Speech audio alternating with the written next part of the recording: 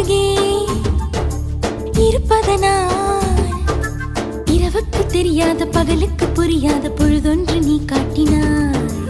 இதயத்தில் நீ இருப்பதனால் நான் தூங்கும் நேரத்தில் என்னுள்ளே தூங்காமல் நெஞ்சுக்குள் வாயாடினாய்.